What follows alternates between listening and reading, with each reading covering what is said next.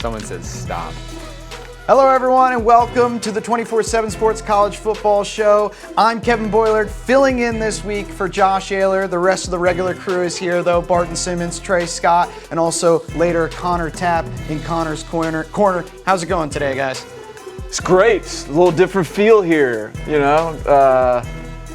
Excited to have you on the show, on the set. I'm excited to be here. Yeah. Thanks for welcoming. I miss Josh, had a family matter, couldn't attend. I wore a hoodie in his honor. I will miss having Josh's big bet this week, but I'm excited for you to guide us through this thing. I'll do my best to deliver Josh's picks with authority. Oh, so Wait, are you actually going to say what he picked? Well, so you are bringing Josh's picks to the table. Josh didn't just trust you to make the picks yourself? No, Josh delivered his picks. I'm reading his picks. Wow. So we can keep it consistent with Josh making sure his picks are consistent throughout the show. So today on the show, we'll be doing midseason awards. We'll also talk a little transfer portal and Friday Night Football. Of course, we'll take a Palooza where Trey and Barton will deliver their takes, and we'll also pick a few games for this weekend. So make sure you're dropping your questions in for the crew here in the comments section. We'll also be looking for a fan of the week. So if you're lucky enough, we might choose you. Get your questions in right now. Let's get things started with our midseason awards. What do you say, guys? Let's do it. All right, let's start with the best team so far. Who do we got? So I actually think that this is an obvious choice, okay? I think Ohio State has clearly been the best team in college football.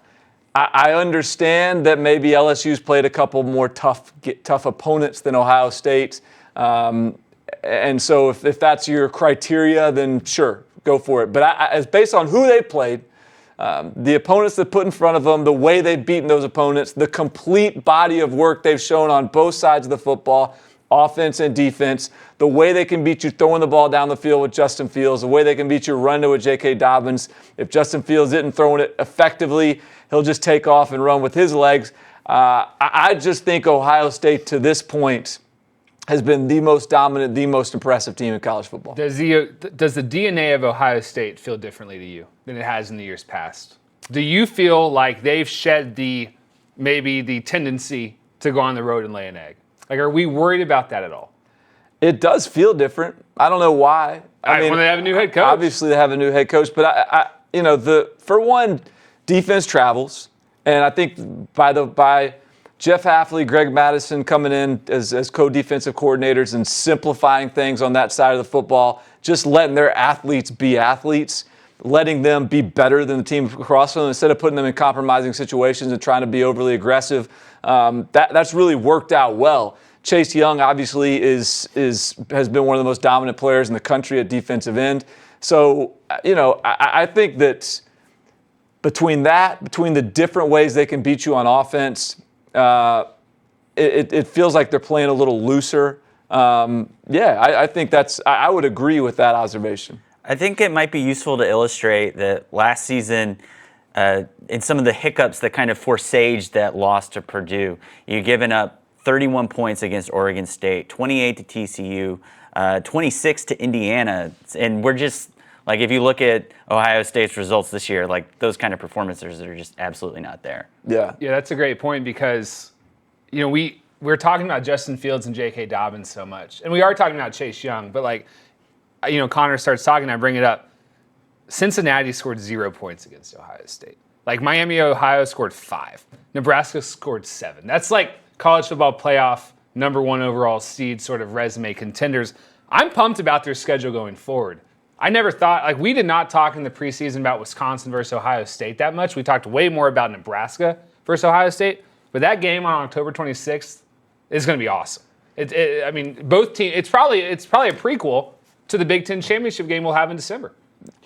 Is there another team not named Ohio State that deserves this spot? I mean, I believe in Ohio State, but who else is out there that probably has a strong case? Well, we can get to that in a couple minutes when we get to our top 4. But Barton, I think you led by saying that it's clear and obvious to you and to many of us. I think that Ohio State is the best, but I still think that's somewhat of an unpopular pick when you look at they only have 9 first-place votes in the AP poll. Clemson, Alabama, LSU all have more at this point. And Trey, you point to that Wisconsin game. I think that could be the coming out party when it becomes obvious to everyone else that they are the best team in college football. But let's move on and talk a little bit about the best player. Who are we going with? I think this is another one that's obvious. You think this is really obvious? I think this is obvious. I think there's no debating of this, okay? The best player in college football to this point has been Joe Burrow. Now, as in all these things, this is the mid-year awards, and things can drop off from here. There's going to be other opportunities for others to pass him, and certainly there's probably as many good candidates for like a Heisman type award this year than we've seen in a long time. But Joe Burrow, given what he's done against Texas on the road, against a really good Florida team, against everyone else that they've played, he has been remarkable, not only in his growth, but just in the way he's performed. When you look, he leads the nation in air yards per attempt, and and again that measures how many yards in the air before the catch. So if you throw a bubble screen, a guy takes it 80 yards, you get -1 yards in your air yards there. So like the way that I think he has operated in terms of making big throws, making difficult throws, attacking down the field, hitting tight windows, has had some performances against good defenses. I just think Joe Burrow has absolutely been the story of the college football season. And I think that if you look at the way he's projecting right now, if he keeps on playing like this, he came into this year as the gritty underdog, the guy that's, hey, maybe LSU's got a quarterback and they'll have a chance. No, like he's all of a sudden not in the conversation as a first-round draft pick. He is going to be in the conversation as the #1 overall draft pick if he continues to play like this the rest of the year. That's crazy to me. But it also, like 2 years ago, Baker Mayfield was getting, maybe he's a first-round pick buzz, and then he goes #1 overall. Kyler Murray a year ago was still going to play baseball, and then he goes #1 overall. I have a few things about Joe Burrow. I think, first of all, I think he broke Texas, and I think it's possible he might end up breaking. I mean, just the aerial assaults he had, and just I've never seen anything like that. That was just a sterling performance. He's been insane all year.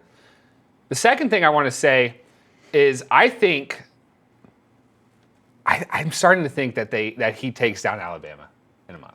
Like I'm starting because you talk about guys who could be sort of the other candidates to be best player in college football. I think there's a few. I think you've got Jalen Hurts. You got Tua Tagovailoa. You've got Justin Fields. I think Chase Young, who you mentioned earlier, would probably be my #2 vote. But Joe Burrow, he looks like he's not. The stats are great, but he actually looks like the best player in college football too. And I love watching him. Like his stare to the sideline when he's like looking at. I just think he's almost like an iconic player. Well, you got to have some edge at the quarterback position to beat Alabama. You have to have some confidence. You have to be able to stare in the face of the tiger or face of the elephant, I guess, so to speak, and not back down. Show no flinch. I think he's got that. I agree. Chase Young probably is a fair candidate. I think there's a couple other good candidates, particularly on the defensive side of the ball. Hey, Evan Weaver at Cal's been great. Isaiah Simmons at Clemson's been unbelievable. But I think because of the position he plays, the way he's been doing it, Joe Burrow has just been awesome. And you can make a case that Tua has been pretty much perfect as well. That said, again, when you're talking about those air yards, Tua is 73rd in the country in that, meaning he's throwing a lot of these quick screen passes and his receivers are doing the work. I think if you could collect the Alabama receiving core and turn it into one sort of being, maybe they're the best player in college football because those guys have been awesome. But in terms of Joe Burrow and what he's done and how he's done it, I think it's hard to debate it. Connor, go ahead. Yeah, no, I'm just fascinated by the Florida game last week and how their incredible offensive performance almost feels like it's been glossed over, but they averaged more than 10 yards per play against Florida's defense, which we've all been talking about is like really good and enough to carry like an okay offense to maybe winning the SEC East. And I know Florida lost some key players to injury over the course of that game, but like LSU they scored 42 points and they only needed 4 third downs to do it in. And it just boggles my mind how the leap they've taken. Yeah, they were dominant in this in Baton Rouge. And the thing with LSU is with Joe Burrow sort of leading this charge, if LSU breaks your serve, aka if LSU gets a defensive stop on you, you're toast. Happened against Florida. That was a close game throughout, but you sort of felt LSU had a touchdown lead the whole time. If they get one stop, it's over. And it was. Same thing against Texas. One stop, it's over. That defense doesn't even have to be great. And they've got plenty of talent. Yeah. They've got a secondary that we're going to look back at that secondary in 5 years and be like, oh my God. Look at these guys making plays in the NFL. They were all on the same field at the same time. Delpit, Stingley, Fulton. That's insane. It's kind of like what we do now with Odell Beckham and Jarvis Landry. But yeah, I think LSU, best player in college football, yes. And you want to talk about best team, I might have gone with them at number one. Well, I mean, to Connor's point, and real quickly, I mean, if you just sort of take, like, we're in the thick of it, we're in the midst of it, and LSU's doing this week in, week out, and all of a sudden we've become accustomed to it pretty quickly here. But how crazy is this? I mean, talk about like this just 2 years ago, let's say. If I were to tell you 6 games into the season, a bad day for LSU is 42 points. A bad day. Their worst day of the year so far is 42 points. That's the new reality with LSU, and it's really largely because of Joe Burrow. I love the Joe Burrow discussion. We always talk about his edge, and we talked about it last year. He didn't like sliding, and he'd reel off these chunk rushing yards. He has the same edge that he plays with.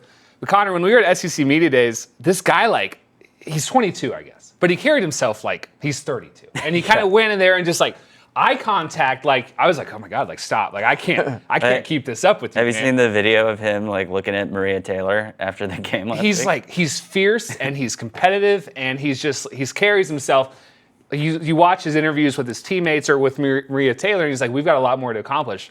And you sense a guy, he's been around the block. His dad's a football coach. He played at Ohio State. He's carrying himself like an NFL veteran with a team of college players. It's been great to watch. Joe Burrow is leading the number 1 scoring attack in the entire country, but I can't help but wonder how much is due to his success and how much is due to what Joe Brady has done in that passing scheme that he's brought in from the NFL. Moving on to the biggest disappointment in college football this year. Who are we going with? I think this is another obvious one. Okay, UCLA. For sure. Yes. Yeah. Right. And look, let me just say, last year Bart and I got into, honestly, a spat on the show because he was sort of believing in Chip Kelly. I wasn't. Wait a minute. Are you claiming victory in this bat? Victory. Tell me how bad all it was last year was that I predicted they would win another game or two. Wow. And they did win another game or two. So I won that spat. But yes, this year, if you expected, and I did this year, I don't know that we had this debate. I didn't make a bet on it, but I expected a step forward this year in year 2 under Chip Kelly. It's not come. It's not in a big way. It's not come. They've not been. They're not improved in terms of their physicality. They're not improved defensively. They're not. The quarterback play hasn't evolved and developed. The depth isn't showing up. There's just nothing is showing up on this field to give you optimism for the future. I guess Chip Kelly still might be growing some bamboo. Maybe it's just taking a little longer, and when it pops, they're going to be looking beautiful. Growing bamboo. That's his deal. You can't see how much bamboo's growing beneath the surface, and then all of a sudden you keep on watering and it blows up, and that's the Chip Kelly thing. Well, that bamboo needs to get rolling. We need to see some of that bamboo at this point because it's not there right now. We flashed a graphic on the screen. We've got a podcast audience that listens to this, so I'll kind of read out the worst of the stats. First of all, they're 1-5. They are 87th in the country in points per game. They are 102 in rushing offense as far as yards per play. And the whole thing with Oregon and Chip Kelly was, while you're watching it, you sort of thought, okay, they're a great passing team. No, the beauty of that was they had an incredible ground attack, and that hasn't carried. Number 128 in total defense in yards per play. It's better than only 2 teams in college football. Vandy and UMass. Those are the 2 teams better than. And then Dorian Thompson-Robinson, former top 247 recruit. 11 touchdowns, 6 interceptions, completion percentage below 60. What is the fallout with Chip Kelly, Barton? There's no fallout. I mean, it's not like he's on the hot seat. I mean, Chip Kelly is not getting fired this year. He could lose the rest of his games. He's not getting fired this year. If UCLA goes 1-11. Yeah, he's not going to get fired. Well, let me see. They're 1-5, but their one win is against a ranked opponent, which is more than a lot of college programs can say at this point right now in the season. So is that a sign that maybe there is some hope for the future? We thought it was. Yeah, I mean, the Pac-12 is the way the Pac-12 works is that, pretty much every game is kind of losable. Pretty much every game is kind of winnable. But UCLA looks like the worst team in the Pac-12. Well, and that Washington State win, that looked great a month ago, but that doesn't look so good anymore. Right. They've lost 3 straight Pac-12 games. Right. And I still think you just made this huge splash, paid this guy a ton of money, and you're going to I don't care what the record is, you're going to bail on him after 2 years. I'm telling you, there's no chance Chip Kelly's gone after this season. You can bank that. Bank that? Yeah. That's a take a Palooza. Yeah. We're not at Take a Palooza just yet, coming up soon, but let's move on to a topic where I'm fairly certain we won't hear about another Pac-12 team. It's the midseason top 4. We already know that Ohio State is our number 1 best team in the country. Who are the other 3? So the top 4, I went Ohio State 1, LSU 2, Alabama 3, Oklahoma 4. I think you could make a case that Wisconsin deserves to be in there at 4. What are you smiling about right now? No, I'm laughing about a lot of things here. We've already talked about 1 and 2. 2 weeks ago, we had this whole big Clemson discussion, and you guys kind of like railroaded me for staying pat with. I had Clemson at number 1. I don't know how they're not in your top 4. What has Oklahoma done that Clemson hasn't? Well, they haven't almost lost to a 500 team. Okay. I mean, is that enough? Like, what's the margin for error doesn't have to be that much at this point in the process. This is a mid-season award. I'm not giving this season as a mid-season award a top 4.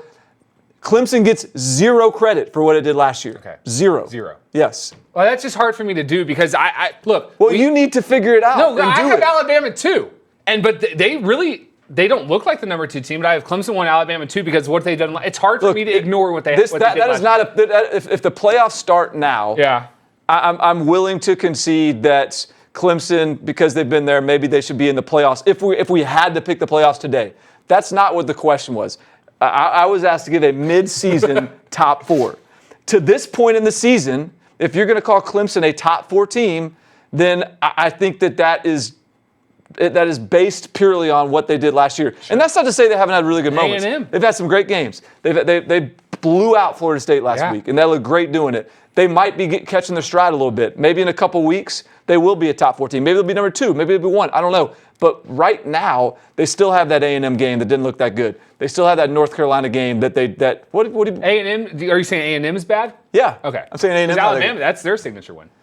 Yeah, it's a signature win, but Alabama never that was never in doubt. But bottom line is that this is still a Clemson team that has a lot to prove. My hunch is they're going to prove it. Yeah. By the end of the year, they'll look really good. By the end of none of this is going to even matter. But if we're talking right now, I think it's hard to make the case that Clemson has been a better looking team than Oklahoma or Wisconsin. I'll move on from my nosebleed section on Saturday, watching Oklahoma. Something feels a little bit different about this team, and I don't mean that in a positive way. So their defense was awesome, 9 sacks. And they should have beaten Texas by 21 points. But they didn't because Jalen Hurts made 2 turnovers in the red zone. And he's an incredible runner. And it seems like Oklahoma just has a design play in which Jalen Hurts drops back, waits 3 seconds, and then runs through a gaping hole. I don't think they're going to get tested by any defense in the Big 12 to sort of expose them, but I do not believe at this point Oklahoma will have the downfield passing attack that the last 2 Oklahoma teams have had.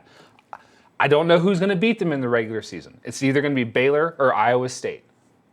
And I don't think Texas will knock them off in the Big 12 championship game either. But I have a hard time seeing Oklahoma contend with the other elite teams. Well, look, that's why I think it's important to clarify what that list was. Right. That is a midseason top 4. That does not predict your college football playoffs. Because if I was going to predict my college football playoffs today, I wouldn't have Oklahoma in there. Right. Because I think that, and it's not even because I don't think Oklahoma is, I think if you put Oklahoma in the ACC, I think they're in there. Yeah. I think if you put them in the Pac-12, they're in there.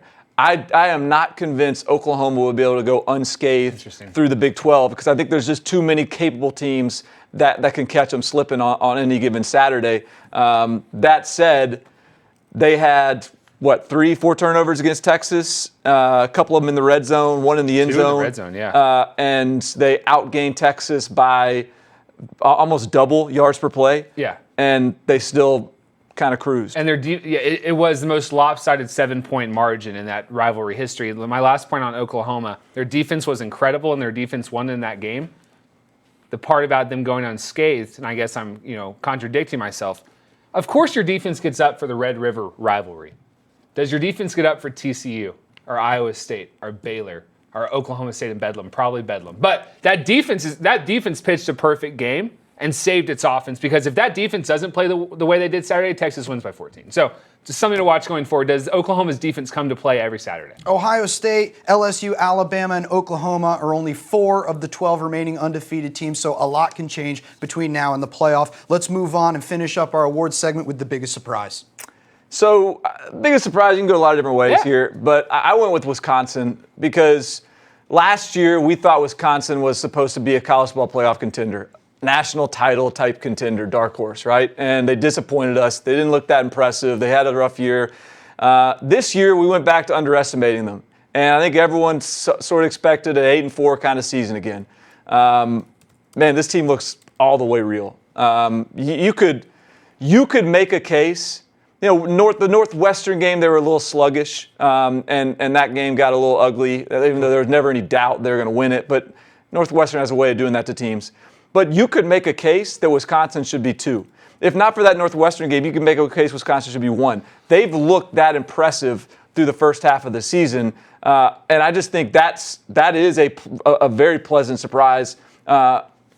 This is a team that can challenge Ohio State. This is a team that has arguably the best defense in the country. Yeah, and maybe one of the best ever. And Jack Cohn at quarterback is now looking like he's looking like what they wanted Alex Hornibrook to be the last couple of years. He's still not some dynamic talent back there, but he seems very comfortable, very calm. He can complete. He's very efficient and accurate, and that's kind of all you need to be competitive with that Wisconsin defense and run game. That's what we said in the preseason. Just be a guy, Jack Cohn. 4 shutouts for Wisconsin's defense, 4 touchdowns allowed. Statistically, the best defense since the 1960s. Like, I cannot. I know we're a few weeks away, but Ohio State versus Wisconsin is going to be nuts. Yeah. And maybe I'm getting too excited. It might be like 10-3, but it's going to be nuts. All right, if you like defensive battles, it should be good. I really don't. Wisconsin defense has scored just as many touchdowns as it's allowed for. Really? That's probably the most impressive Wisconsin stat I've seen so far this year. All right, so it's been 1 year since the advent of the NCAA transfer portal. To celebrate, I guess, we took a look at the good, the bad, and the ugly. 1 year ago, college sports were altered by the advent of the NCAA transfer portal. The portal made it so players could transfer schools without having to get permission from their universities first, essentially becoming recruits all over again. Nearly 2,000 FBS football players have entered the transfer portal in the past year, and so far we've seen the good, the bad, and the ugly. The good examples are Jalen Hurts and Justin Fields, quarterbacks who joined new teams and became immediate contenders. Both signal callers are Heisman hopefuls leading championship-caliber teams. The bad examples involved early enrollees, particularly 5-star freshman Brew McCoy, who transferred twice in the spring, and former top 247 recruit Chris Steele, who fled Florida for USC with the help of the portal. The ugly examples have mostly spawned from transfer portal drama, from which no one is safe. Whether you're a national championship contender like the Clemson Tigers were when Kelly Bryant left the team with intentions to transfer in the middle of last season, or a struggling program like the Tennessee Volunteers, who saw multiple players flee for the portal after a 1-3 start this season. The drama can strike any team at any time. So where will the transfer portal take us from here? The NCAA hasn't embraced full-on free agency just yet, but the past year has certainly brought us much closer. With student athletes taking more control of the game, they will likely be the ones who determine where the portal takes us next.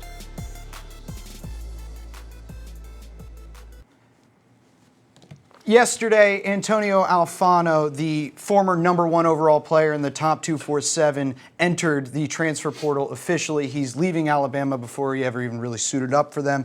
He is the 11th composite 5-star to transfer in the portal era. Is the portal, has it been good or bad for college football in 1 year's time? It's great. I think it's awesome. Like free agency? Yeah. No, I like it Bring too. on. Look, I mean, and everyone wants to say, here's one of the lines that bothers me about the transfer portal is like, oh, we're teaching kids to just quit. We're teaching kids to give up, and we shouldn't be encouraging that and what have you. Look, we're not teaching them anything.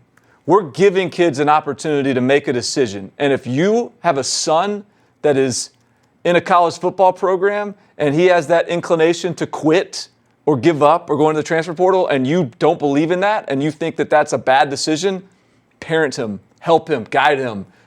These kids can still make decisions. If it's the wrong decision, stay away from it. If it's the right decision, get in there. But the bottom line is it gives them options. It doesn't lock them in to situations that we don't really have the firsthand knowledge of how good or bad they may be. Antonio Alfano, you know what? That's a guy that seems to have just showed up on college campus and hadn't been that interested in football. Right. And so the fact that the transfer portal there, I don't think that has any difference one way or the other on what his success rate was going to be. He just happens to be a guy that didn't like the work at Alabama. Didn't seem like. Alabama's last two top-rated signees from each respective class, Iabi and Noma, 2018, they both entered the transfer portal. I think in some cases you look at these kids and you're like, you might be making the wrong decision. I trust if Iabi and Noma had stayed at Alabama, I trust them to develop him more as an NFL player than he would be at Houston.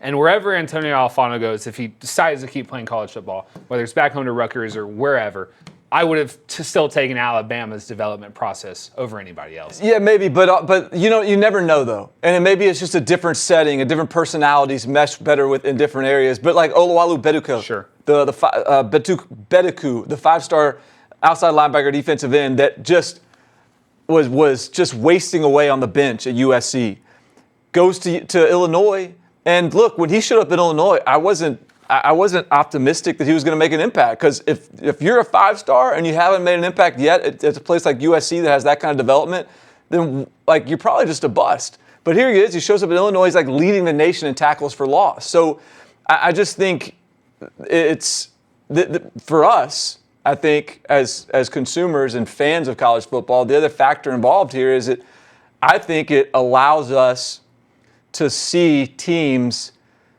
at their best. Like I think it allows us. I think it scatters the best players around the country to the opportunities that are out there. And as just consumers of the sport, like I think it's a good thing. Well, your number one team in the country would look a lot differently if Tate Martell was their quarterback. So yeah. That's true.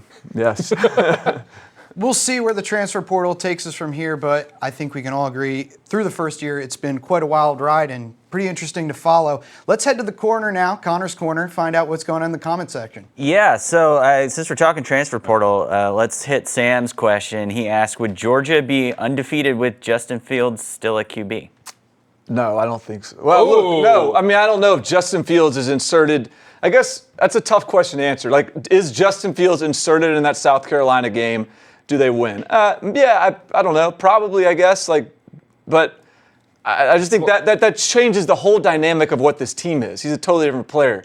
Does Justin Fields maybe slip up somewhere else that Jake Fromm hasn't? I think that's a possibility too. The bottom line is Jake Fromm is a better fit for what Georgia is doing offensively. I think Georgia is a better team with Jake Fromm than it would be with Justin Fields. And conversely, I think Ohio State is a better team with Justin Fields than it would be with Jake Fromm. So this is, just talk about transfer portal. This is a great example of two guys being in better situations for themselves and for the teams. I'm a Jake Fromm guy, and I don't really mean this with any disrespect, but does the fact that Jake Fromm would be a better quarterback in Georgia's system than Justin Fields, does that give you any long-term concerns about Georgia's direction? Because while the rest of college football, if Nick Saban is opening things up, as he did a few years ago, and you're not, I don't see how you can compete. I feel like you need a dynamic quarterback in this day and age to win a national championship. Jake Coker was the last undynamic quarterback to win a title. That feels like a lot longer than 4 years ago.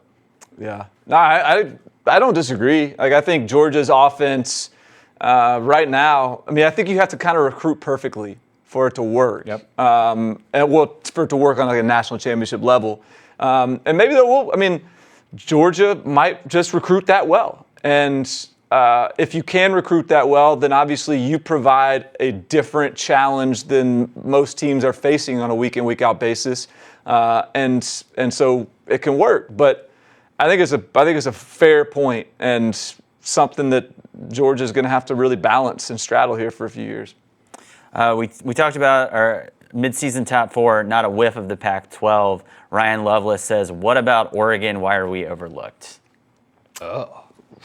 Why about Oregon? Why are we overlooked for the playoffs? Look, Wait, if Oregon, they're not even undefeated. If Oregon wins out,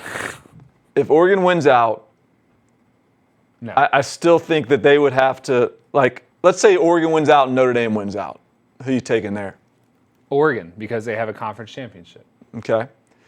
What is Notre Dame's marquee win if they win out? Bad Michigan? If Oregon wins out and Oklahoma goes 12-1 with one loss. What's their loss? It's a Big 12 championship game loss.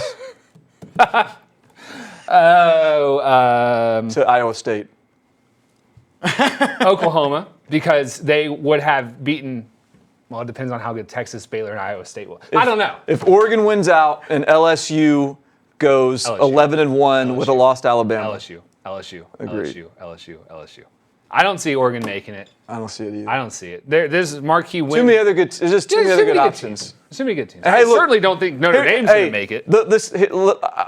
Here's the caveat. If Oregon just starts boat racing people, As it is Friday. If they go and beat Washington by 20, all right, now all of a sudden I think we can change the narrative and start discussing Oregon in a different light. Only problem there is who's going to be paying attention. It's a serious issue that the Pac-12 is facing. For whatever it's worth, 538 gives Oregon a 65% chance of making the playoff if they win out, which is seems like kind of high, but it's like a coin flip for a one-loss conference champion. It kind of speaks poorly of the Pac-12, I think. Joshua Blanton, keeping it moving with the questions. Joshua Blanton said, Joe Burrow did that to Florida at home. Do you really think he'll be able to play like that in Tuscaloosa? I mean, it's not as if Alabama's defense is some immovable force that we're used to seeing. He played well on the road against Texas. I think Alabama's defense is probably better than Texas's defense. I would hope so. But ultimately, we haven't seen a bad performance out of Joe Burrow. So until he shows us one, I'm not saying he's going to put up 42 on Alabama, but he might. I think the difference is this year, as far as LSU, Alabama, is LSU's receivers have a talent advantage, in my opinion, over Alabama's secondary. I think they can win those one-on-one matchups. Terrace Marshall will be back for that game. They can win those one-on-one matchups. I trust Joe Burrow to get them the ball. I think that's going to be an absolute show, like a track meet. That'll be Big 12 football in Bryant-Denny Stadium. That game's going to be.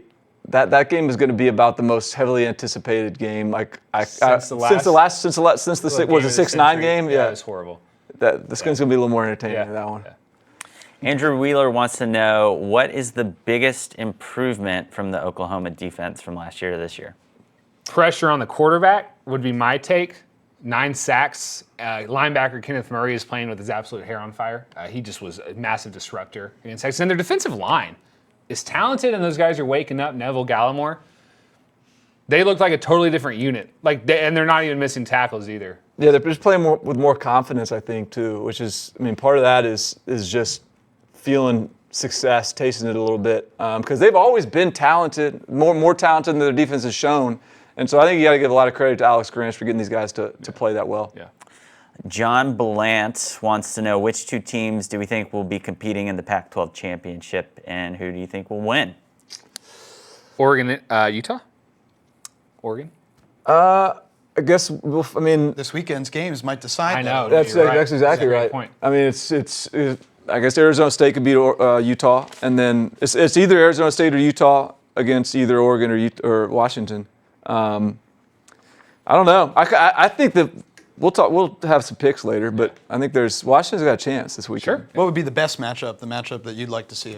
Probably Oregon. Oregon-Utah would be the I think ideal matchup for the Pac-12. Earl says, we were talking about our biggest disappointment of the year being UCLA earlier. Earl says Nebraska should be in the running for this consideration.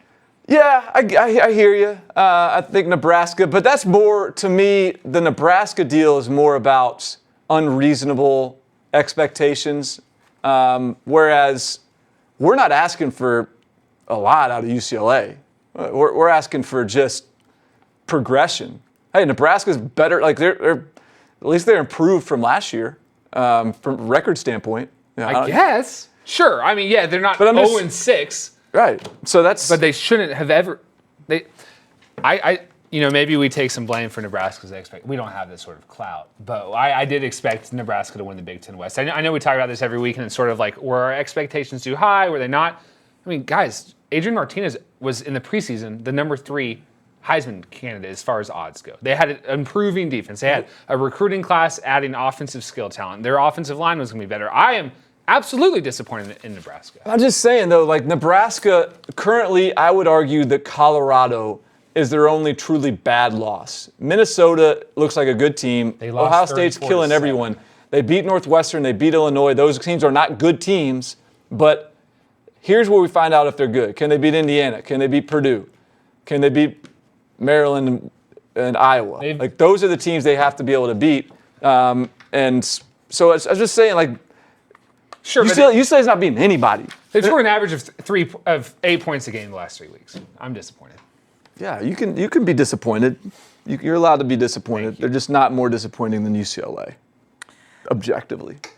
Barton, I know earlier you said you don't think UCLA is going to fire Chip Kelly because of the performance this season. But if, I don't know, Chip Kelly decides he's beating his head against the wall in LA and wants to move on to something else, somehow the UCLA job comes open. Michelle wants to know, is Urban Meyer a viable candidate for that vacancy? I think so. I mean, it's all about what Urban Meyer, because I don't think Urban Meyer takes a job he can't win a national title at.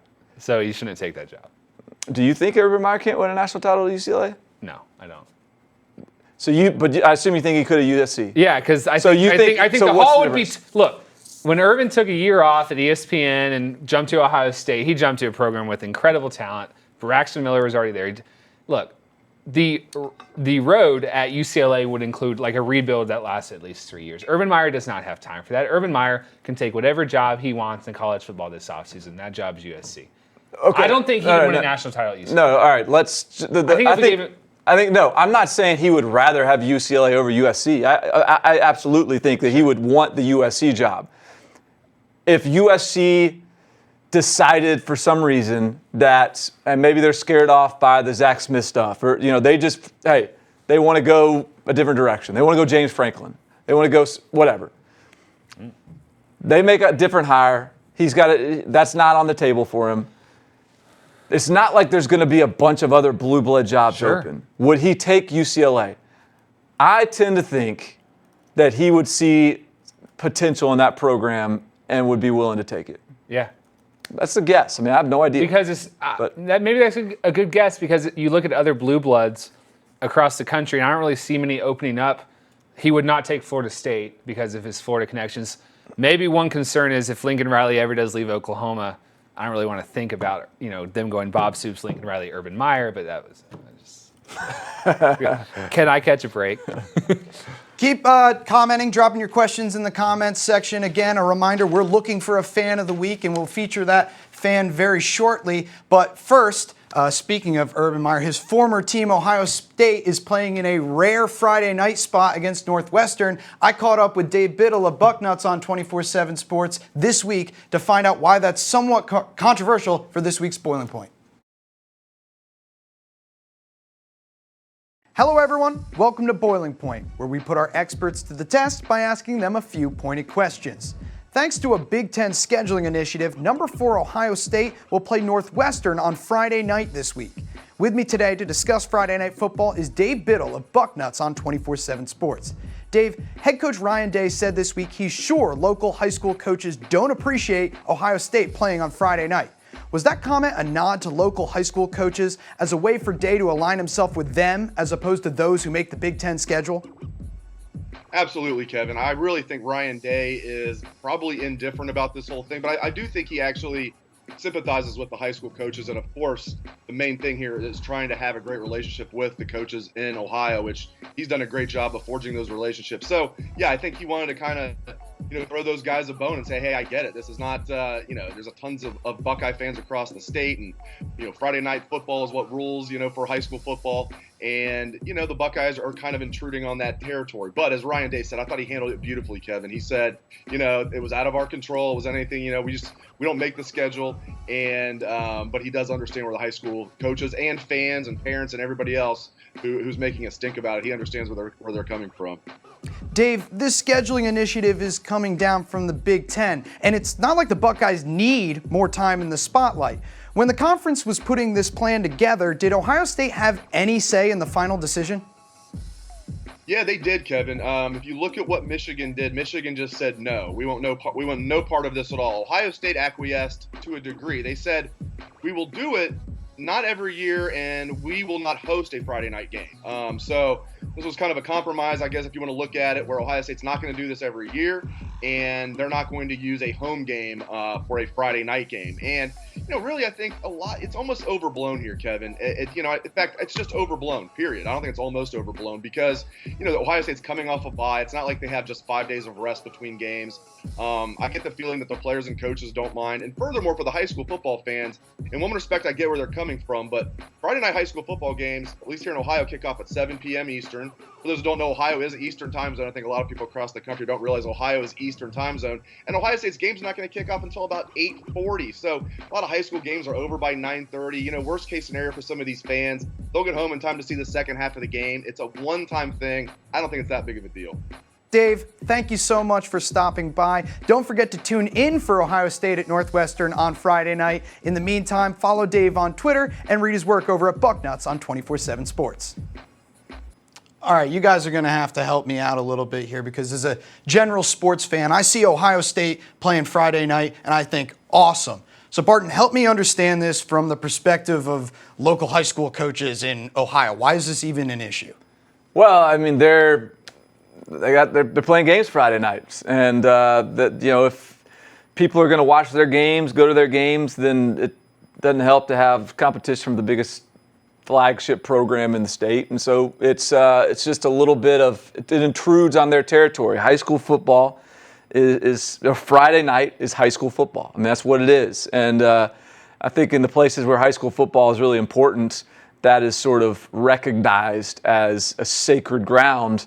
Ohio is one of those states where high school football is pretty important. It's interesting that in the Pac-12, this has not really ever been an issue, despite the fact that California has great high school recruiting prospects. I think maybe the vibes out there is a little different. Yes, Ohio is one of those states where this is sort of sacrilegious. If they tried this in Texas, there would be an uproar, an uprising. I think Ryan Day is obviously, I like what Biddle said, throwing the coaches a bone. Ohio State doesn't really care if it plays on Friday or Saturday. Ohio State, the high school recruiting connections of the coaches are so important. I think the most interesting thing here is that Michigan, which is like, no, we're not going to do it. We're not going to do it, which is sort of par for the course for Jim Harbaugh. Yeah. Right, and Ohio State said they wouldn't host any of these games. They're playing at Northwestern this Friday. Also interesting, they're not even going to play this game on Fox Sports 1 anymore because of the baseball rain out yesterday. So now they got the ALCS on, and they're going to play on Big Ten Network now. So I think that's kind of interesting. What do you say we move on now to Take Palooza, which is when Barton and Trey deliver their boldest takes. We get to find out who's right. All right. Trey, you want to get started? Yeah, so I guess this one is something that maybe in 3 years you guys can check me on this. I keep making all these takes that are really far and away. Yeah. But it has something to do with this season. I think Jaden Daniels, the Arizona State freshman quarterback, will be the #1 NFL draft pick in 2022. He's already got 3 game-winning drives in 6 games. He was the #1 dual-threat quarterback in the top 247. Barton's crew loved him. 6'3", 175 pounds, needs to add a lot of weight, but he has sort of a Deshaun Watson profile, to steal a comparison from Clint Brewster, one of our recruiting guys who we had on the show last year. I think Jaden Daniels, especially when you look at kind of what else is out there, and it's very, very, very early as far as other true freshman quarterbacks. If you're going to assume a quarterback's going #1, I would take Jaden Daniels over Sam Howell as far as an NFL guy, over Hank Bachmeier, over Bo Nix. So that's my take, and let's see how I do in April of 2022. I agree. Yeah, okay. Yeah, I'm with you. Okay. I think that's a fair take. I mean, I guess probably the best competition we might not have even seen yet. Yeah. Spencer Rattler at Oklahoma, your boy, still sitting on the bench over there, ready to come out of the stable. So that would be, I think, the fly in the ointment for that one. Great. You ready for my take? Yeah. What is it? So Michigan is, what are they, 5-1 right now. They're going to finish 8-4. So explain to me what that. So basically that means that with the 6 games remaining, they're going to lose half of them. Okay. One this weekend, Penn State. There's an option of certainly next weekend, Notre Dame. They could go at Maryland as a tricky spot. Michigan State rivalry game. big sandwich spot there at Indiana between Michigan State and then Ohio State, which I think a lot of people probably expect them to lose. So I think that the disappointing season continues for Michigan. I'm kind of getting ahead of this right now. This will only have one loss, one L in the loss column, but I'm still not sold that this Michigan team's got what it takes. I'm wondering if 8-4 though is almost like face saving. Like that does not sound, given how we thought, what we were thinking when Michigan was down 35-0 to Wisconsin, or when Michigan needed overtime to beat Army. Yeah. I was thinking like 7-5, 6-6. 8-4 would be a disappointment, but it doesn't get anyone paying a $15 million buyout for Jim Harbaugh. But it does raise serious concerns about next year when they lose these receivers, when they lose Shea Patterson, who hasn't been good, and when they lose their offensive line, and they probably lose some defensive pieces Well, maybe next year is the year that the offense starts clicking. Maybe next year's the year that Josh Gaddis has a year under his belt. The offense takes root. So maybe it's just like Wisconsin this year. Hey, maybe sometimes it's the year you don't expect, but they're good. Regardless, I'm done picking Michigan in the college football. If 8-4 doesn't cost Jim Harbaugh his job, and I don't think it would, what does it do to the offseason narrative? Are we just going to wait till next year again, maybe next year? Because that's what it's been the last couple of years. I mean, look, Michigan is they're always just a victim of their expectations. This is still a program. Even if they go 8-4. It's a very healthy program. They are capable of winning big games. They're capable of recruiting anyone in the country and going and winning a battle. They're, 10 wins is pretty much a standard season for them. So it's just sort of odd that Michigan has this really these expectations that really cripple the perception of that program year in, year out. Yeah, we talked about that. He has three 10-win seasons since he's got there, and in the 15 years before that, they had only had 3 as well. But it would be disappointing, and I know Michigan's ceiling. I know they don't recruit as well as one would think because there's some institutional things there, and it's a tough place to recruit, I guess. But 8-4 this season, they were the Big Ten favorites. That would be disappointing. One thing that maybe could help them, Barton, your prediction only accounts for the regular season. Maybe they win a bowl game. Harbaugh hasn't won one since his first season at Michigan. So that's interesting. It's due. He's due. All right. I told you we would be doing a fan of the week, and it's time to introduce that fan. It is Jamie Paul, who asks, if Joe Burrow was at Ohio State, who starts, him or Fields? Oh, best fan of the week question we've ever had. Last week. Best fan of the week question we've ever had. Well, I hadn't even thought about that. I mean, obviously Justin Fields wouldn't have gone there if Joe Burrow. Yeah, but let's just say let's just say Joe Burrow's there. Joe Burrow. And they're going through. You think Joe Burrow would have beat him out in the spring and summer to win that job? Because that's ultimately what it boils down to. Because we wouldn't have even really you would assume that both guys when they get the job would be good. So who wins the job? Probably Joe Burrow. Actually, you know what? I'm going to go Fields. Because they did the whole, look, Joe Burrow is athletic. I'm not discrediting him there. But they did the whole Dwayne Haskins thing last year, put up monster numbers. But they couldn't unlock the running game because no one was respecting the RPO and the zone read. So, with that, I'm going Fields because of his legs. Although Joe Burrow is a better quarterback. I think the problem with the question is that Fields probably would have never transferred if Joe Burrow was there. Right. So, but if Justin Fields somehow got tempted to transfer, I think probably the nod would have gone to Joe Burrow. So he would have gotten martelled, would have gone thinking, I'm going to go win this job. Oh, wait, I'm not. I'm Tay Martell's third string guy. Great question, That is Jamie. great. Thank you for getting it in. And he has already responded and says, nice answer. So I'm glad that we got a good question responded? and a good Jamie. answer. Jamie, who asked the question. Oh, there we go. Thanks, Jamie. All right, you guys ready to pick some games? Oh, wow, yeah. Yeah, it's time already. Oh, my gosh. Picking time. Let's see how we did last week. Let's take a look at the records. First of all, a reminder, I'm picking for Josh this week, so these are Nice. Josh's picks. So I'm in charge of keeping him ahead of Trey on the scoreboard. Man, this is a battle up top. Trey, Okay, how's it going back there in I'm the back? only 4 games back, and that's because I keep picking Texas even when I don't think Hey, they're going to win. this week there is a lot of opportunity for some upward, You don't need downward to trends. patronize me. I won last year. I'm not patronizing you. I'm just saying this is where the rubber meets the road All this right. week. Well, let's do it. All right, let's get it started with number 9, Florida at South Carolina. The Gators are a 5-point favorite. Connor, who are you going with in this game? Yeah, it took some emotional discipline for me to not get too fired up about South Carolina beating Georgia in that game. Only one offensive touchdown for the Gamecocks all game. I think they'll have similar issues against Florida, but probably odds are won't have a defensive touchdown to give them that extra boost too. So I'm going Gators. Connor. I'm going South Carolina. I think Ryan Helinski, I know he's a little bit banged up. I think he's going to give it a go. I think he's probable. Florida's defensively kind of wounded, and both teams had massively emotional games last Saturday. I just think South Carolina at home with the momentum kind of gives them the edge over Florida, which is probably a little bit beaten up after that LSU game. Gamecocks. Gutsy pick. Yeah, but that's the thing. Those are the things I have to do here. Wow. Okay. I still think Florida. I think Florida still wins this game. I think when you look at the game last week against, I think South Carolina really kind of had to pull a rabbit out of his hat to win that one. 3 turnovers, uncharacteristically from Jake Fromm, and I think that this Florida team, to me, has been the last few weeks one of the more trustworthy teams in terms of just showing up, playing good ball. I think they have a good game plan. I think that I am skeptical that South Carolina is going to be able to move the ball effectively on that Ty Grantham defense. So give me the Gators. Josh, being the SEC East guy he is, who do you think he picked? Florida. Yeah, he doesn't like South Carolina. He picked Florida. That is correct. North Carolina at Virginia Tech. The Tar Heels are 3.5-point favorites. Connor, take it away.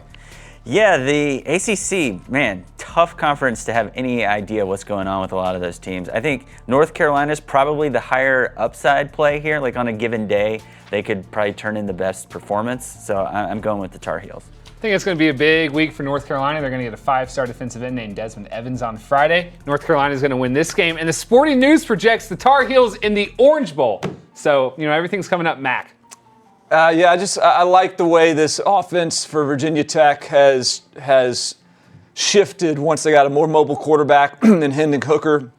I think that they found a little juice with a win a couple weeks ago against Miami on the road. And I think North Carolina a little banged up right now. I'm going to go Virginia Tech here with the win. Wow. Whoa. Josh is going with North Carolina in this one. Up next, it's the first of 2 games between ranked Pac-12 opponents. It's number 12 Oregon at number 25 Washington. The Ducks are 3-point favorites. Yeah, I can't remember the last time I picked Washington in a big game and that worked out well for me. So I am going with Oregon in that incredible defense. I think the Oregon blowout win over Colorado might be a little bit of fool's gold. They turned over Steven Montez on like three consecutive drives leading to a big blowout. However, I think Oregon wins in a pretty interesting quarterback showcase between two guys who could be number 1 overall or late first-round picks. Yeah, this is a fascinating game. I think when I look at this matchup, I think it hurts Oregon that Jacob Breland, their tight end, is now out for the season. That was a real safety valve for Justin Herbert. I think he's struggled this year finding targets that he can really trust and get comfortable with. I think you've got a coaching matchup with Chris Peterson against Mario Cristobal. Peterson being at home here in this spot, I give the advantage there to Washington. And I just think with a home spot here, this is Jacob Eason's time to step up. I'm not saying I trust him to do it. But I think he will. I'm going Washington with the home win. We're at 3 different picks here. I mean, this thing could swing. Josh is going with Oregon. Moving on, number 2. We should have had Josh provide a word, just an adjective for each pick. Number 2, LSU at Mississippi State. LSU is favored to win by 18.5 points. Yeah, I mean, LSU's 3-score favorites on the road. I mean, there are games on LSU's schedule where you could squint and maybe see an upset outside of, Alabama and Auburn being some big scary ones. But I don't see how you come up with an idea that Mississippi State's going to win this game. I'm actually calling it right now. Barton's going to be like, why are we picking this game? It's LSU. Sorry, man. I thought it could be sort of a tough game in Starkville. A lot of cowbells going. Maybe LSU takes a half to kind of get going, but Tigers. I dare someone to pick this upset. I mean, just this. Crazier things have happened. No, nothing crazy. Nothing has ever happened. South Carolina, Georgia was a bigger spread. No, look, obviously there's been bigger upsets. You could envision that last week. There is no scenario where I can envision Mississippi State beating LSU this weekend. And even though LSU might go in there a little bit tired from that game last week, Mississippi State's just not been very good this year. They're not going to be able to score enough to keep up. Josh is not going with the upset pick. He is picking LSU to win this one. Up next, an interesting one, maybe a bit of a litmus test when it comes to picks. Florida State at Wake Forest. Wake Forest is a 2-point favorite. Yeah, Florida State, another ACC team that with some volatility in their performance. Wake Forest has been steadier for me. They're at home. I'm going with the Deacons. Yeah, so Wake Forest quarterback Jamie Newman's probable day-to-day. I know Florida State got canned last week by Clemson, but I'm going to Florida State. I think they have the talent advantage here is superior. I like Dave Clawson over Willie Taggart right now. And I think, look, the closer this game has approached, the less confident I get in this pick. Same. I think this is a really scary game, but I'm going to go with Wake Forest. This is going to mean a lot to them. And there was a litmus test. You went talent, you went coaching. Josh is going with Wake Forest to win that game. Moving on now. Josh is a big coaching guy. I love that we're picking Temple game twice in a row, 2 weeks in a row. Temple at number 19, SMU. SMU is a 7.5-point favorite. Yeah, me picking Temple last week helped me stay up at the top there. So you could question my decision making here, but I feel some pick loyalty to Temple for what they did for me last week, and I'm going with the Owls. Obviously, last week's Temple game versus Memphis was the subject of some controversy on the show in which we both thought we picked Temple, but we are wrong. I'm actually going to SMU. Former Longhorn Shane Buechele is doing a really nice job in Dallas. SMU had a week to rest after a crazy overtime game against Tulsa. I'm going SMU as well. I just think Temple plays a lot better at home. This one's on the road. I do think Temple could cover this spread. I think it'll probably be a close game. But I think SMU, they've got a tough stretch ahead of them. I think they eke this one out before they drum up another loss somewhere down the road. Great. Josh is going with Temple. Oh, he has family up in Pennsylvania. There he goes.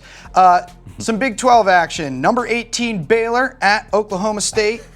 Oklahoma State's a 3.5-point favorite.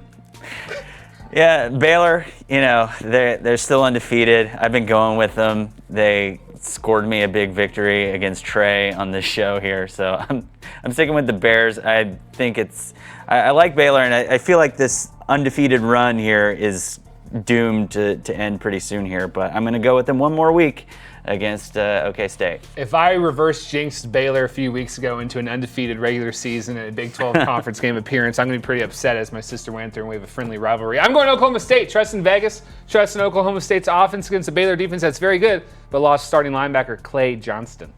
Yeah, I think that injury is going to hurt. I think this Oklahoma State team is they're going to knock someone off, if not a few people off.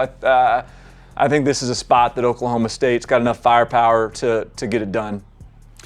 Josh picks Oklahoma State. Moving on, it's the other game between two ranked Pac-12 teams. And number 17, Arizona State at number 13, Utah. The Utes are 13.5-point favorites. Yeah, I like Arizona State, but not nearly enough to contradict a 2-touchdown spread at home for Utah. I'm going with the Utes. Same here. Jaden Daniels, you know how I feel about him, but this Utah team's really getting going, Utes. Strikes me as a big spread. I feel like Arizona State's going to make this a really competitive game. Jaden Daniels has played well and has experienced hostile road environments before. That said, Zach Moss is back, running well again. I think the Utah wins. Josh picks Arizona State with a little note that says can't pick against Herm. So good for him. That's Josh, man. He's breaking up the Utah sweep there. All right, it's 2 more games to go. Number 14, Boise State is a 6.5-point favorite at BYU. Yeah, when I was coming into this, I was like, oh, I'm gonna go BYU here, but I didn't know that BYU has been unraveling the past several weeks, losing to Toledo and South Florida. So I don't love Boise State here on the road, right? Yeah, on the road against BYU, but I'm going with the Broncos. Yeah, I was trying to trip you guys up because Boise State's quarterback Hank Bachmeier is probably not going to play after the big hit he took last week. But BYU also has quarterback injury issues of its own. I'm going to Boise State, but I was hoping one of these guys would kind of get tricked up. It's a tricky spot. Because Provo is a tough place to play. You mentioned BYU is having some quarterback question marks as well right now. I think this would probably be a closer game than people realize. I would be tempted to play BYU plus the points, but I can't get there on the win, so I'm going Boise. Can't trip up Josh either. He's going Boise State as well. Final game, number 16 Michigan at number 7 Penn State. The Nittany Lions are 9-point favorites. Yeah, Michigan's offense is just too much of a liability for me to think that they're going to walk into Happy Valley and come out with a win here. Two great defenses, but Penn State's offense is way better than Michigan's. Wide out, come on. Yeah, I mean, one of the best atmospheres in all of college football. I think that Penn State's defense is going to create some turnovers. Michigan's going to have a hard time running the football. And I think at the very least, Penn State's got a couple big plays in them. KJ Hamler has got one or two of those, and Sean Clifford has really done a good job taking care of the football, and that might just be enough. So I'm going Penn State. Josh is going to round out the sweep with a Penn State pick, and that'll do it for our picks today. Any final thoughts before we wrap up the show here, guys? I get nervous when it's like this marquee game of the week and we all have the same pick. It kind of tells me something's up. Yeah, I'm not as nervous about this one. I saw that coming with the Auburn-Florida game a couple weeks ago. I'll be surprised if Michigan wins this game. I really will. All right, well, we will see this weekend. For Barton Simmons, Trey Scott, Connor Tapp, our entire graphics and production team, I'm Kevin Boiler. Josh Ayler will be back next week. Keep it locked at 247 Sports. We're talking your team all the time. Ever wish the focus was on your team all the time? At 247 Sports, it is. Join us for the 2019 college football season. We've got all new message boards, podcasts, and live shows. Visit our website and make sure you're keeping it locked at 247 Sports, where we're talking your team all the time.